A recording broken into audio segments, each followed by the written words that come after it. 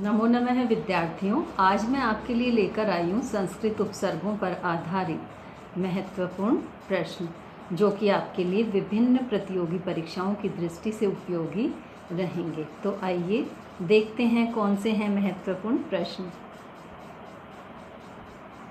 तो पहला प्रश्न आपके लिए है, संस्कृत भाषायां कति उपसर्गाः सन्ति। पहला विकल्प इसमें है सप्तदश, दूसरा अष्टादश, तीसरा विंशति है, चौथा द्वाविंशति है। तो संस्कृत भाषा में द्वाविंशति है, यानी कि 22 उपसर्ग हैं। तो इसमें सही विकल्प हो गया चौथा 22। दूसरा प्रश्न है, अधोलिखितेषु शब्देषु उपसर्ग युक्त शब्द है नास्ति। पहला विकल्प है उपर्युक्त है, दूसरा उपाचार्य है, तीसरा उपकार है, चौथा उपचार है। तो इसमें उपाचार्य है में तो उपसर्ग है और आचार्य शब्द है, तीसरे में उप शब्द है, कार्य उपसर्ग है, कार्य है शब्द है, चौथे में उपसर्ग है और चार है शब्द है। लेकिन उपर्युक्त है में ऊपरी धन उक्त, ये दो शब्द हैं। ऊपरी अव्यय है और उक्त है शब्द हैं। तो इसमें यण संधि हुई है, इको यणची सूत्र से ऊपरी के ई को यह आदेश होकर उपर्युक्त है शब्द है बना है। तो इस तरीके से यहाँ पर ये जो शब्द दिया हुआ है उपर्युक्त है, इसमें यह सही विकल्प है, यह उपसर्ग युक्त शब्द नहीं है। तीसरा प्रश्न है, अधोलिखितेषु शब्देषु उपसर्ग युक्त है शब्द है अस्ति। इनमें से उपसर्ग युक्त शब्द कौन सा है? पहला विकल्प है प्रचलति, इसमें चलति मूल शब्द है और प्र उपसर्ग है। दूसरा विकल्प भवति, इसमें कोई उपसर्ग नहीं है, भय या भव ऐसे कोई उपसर्ग नहीं है। तीसरा विकल्प सह सैव, इसमें भी कोई उपसर्ग नहीं है, स या सह कोई उपसर्ग नहीं है। और चौथा विकल्प युष्माकम, इसमें भी यू या युस ऐसे करके संस्कृत में कोई उपसर्ग नहीं है, इसलिए इसमें सही विकल्प हो गया पहला प्रचलति। अगला प्रश्न है, अधोलिखितेषु शब्देषु उपसर्ग युक्त है शब्द है नास्ति। पहला विज्ञानम, इसमें उपसर्ग युक्त शब्द है, यह इसमें भी उपसर्ग है और ज्ञानम मूल शब्द है। दूसरे में वी उपसर्ग और विद्यालय ये मूल शब्द नहीं हो सकता, क्योंकि ये विद्या धन आलय है, दो शब्दों से मिलकर बना है। इसमें दीर्घ संधि हुई है, आ और आ मिलकर आ बना है, तो इस प्रकार इसमें उपसर्ग नहीं है।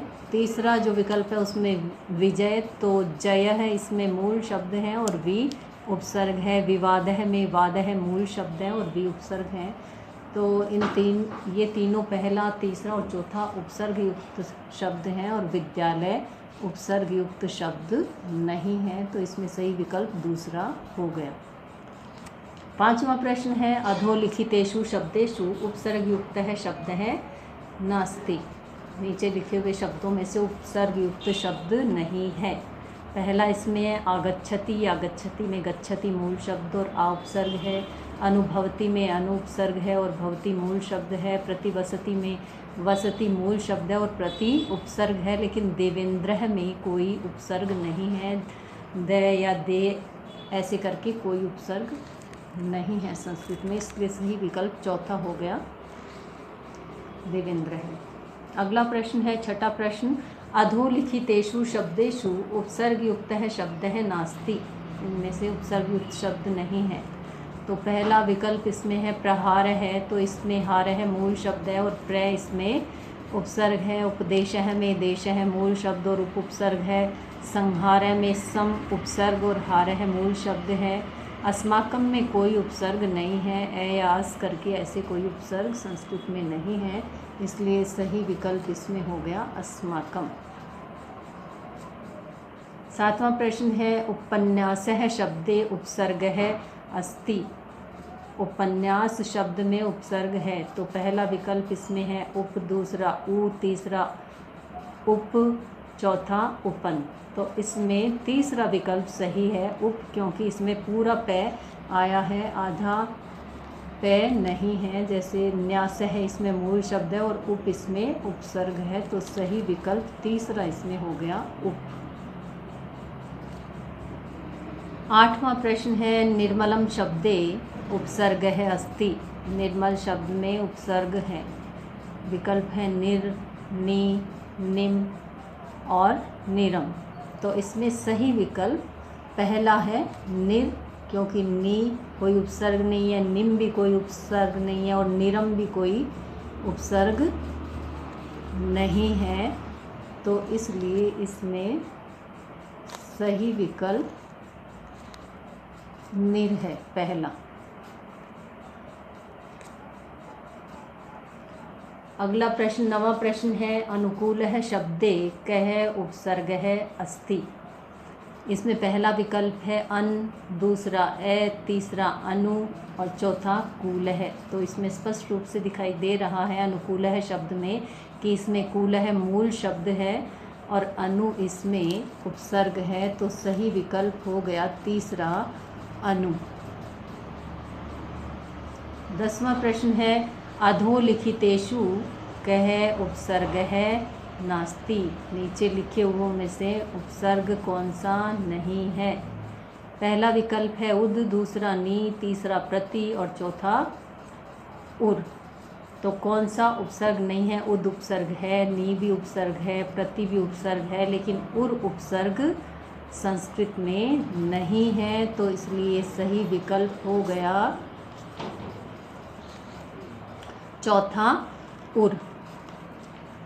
तो आज हमने संस्कृत उपसर्गों पर आधारित महत्वपूर्ण प्रश्नों के बारे में जानकारी प्राप्त की और आप इसी तरह के और भी प्रश्न बना सकते हैं। मैंने महत्वपूर्ण प्रश्न इसमें लिए हैं उपसर्ग से संबंधित, लेकिन आप और भी इतने सारे शब्द दिए हुए हैं उपसर्गों से संबंधित, वैसे ही इसी तरह के और भी प्रश्न आप स्वयं बना सकते हैं। और उपसर्गों से संबंधित मैंने विस्तृत जानकारी मेरे पिछले वीडियो में दी थी, जिसमें मैंने उपसर्ग की परिभाषा, उपसर्ग की संख्या और 22 उपसर्ग और उपसर्गों से निर्मित होने वाले शब्दों के बहुत सारे उदाहरण मैंने उसमें दिए हैं। तो आप मेरा पिछला वीडियो देखेंगे तो उपसर्गों से संबंधित विस्तृत जानकारी भी प्राप्त कर सकेंगे।